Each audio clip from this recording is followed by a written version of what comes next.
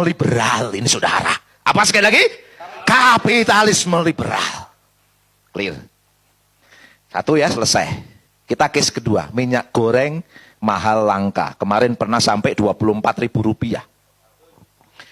Indonesia itu produsen utama CPO dunia, crude palm oil, yang merupakan bahan baku dari minyak goreng. 58%, mohon saya ulang ya, 58% produksi CPO dunia itu berasal dari negeri ini. Negeri mana namanya? Indonesia. Wajar tidak ketika negeri ini adalah penghasil CPO, bahan baku minyak goreng, kok minyak goreng langka dan mahal? Wajar atau tidak? Tidak wajar, saudara. Oke.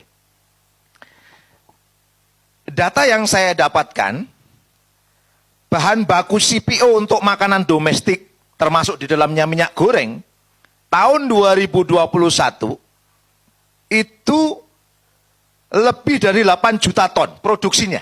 Produksinya berapa? Lebih dari 8 juta ton.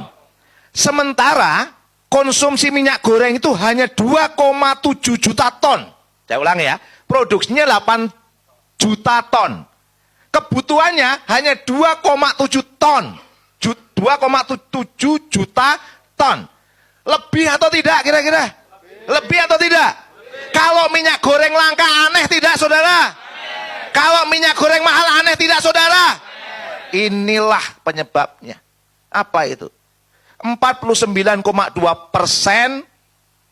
pasar Indonesia ini dikuasai hanya oleh 5 perusahaan besar. Dan perusahaan ini yang kemudian memainkan apa yang disebut dengan kartel.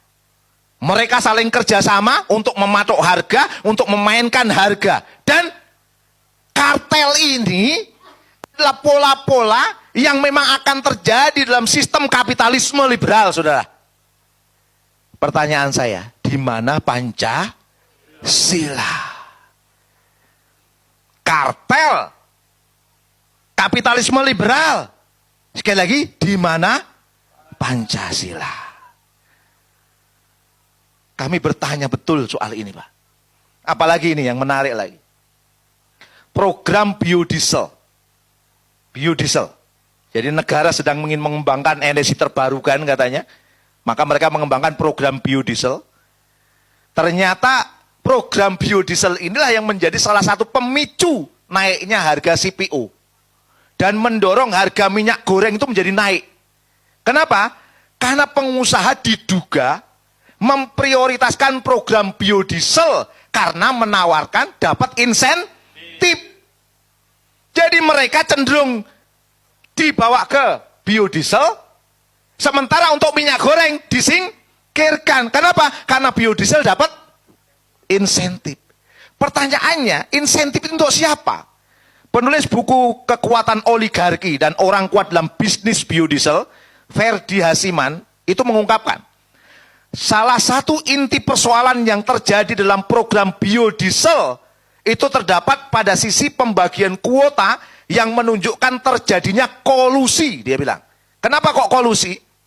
Karena ternyata pemerintah itu hanya memberikan kuota kepada 18 perusahaan sawit saja. Jadi yang memasok biodiesel itu hanya berapa tadi? 18 perusahaan sawit. Milik siapa kira-kira? Oligarki ini.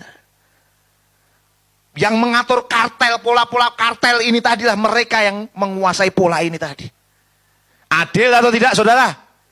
Cenderung kepada oligarki atau kepada rakyat, saudara? Inilah kapitalisme liberal, saudara. Takbir. Di mana Pancasila?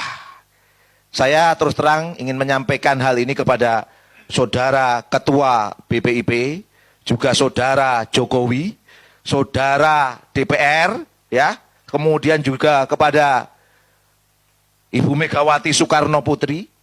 Ini apa? Praktek apa? Di mana Pancasila? Pertanyaan menggelitik kami terus terang aja. Nah, kemudian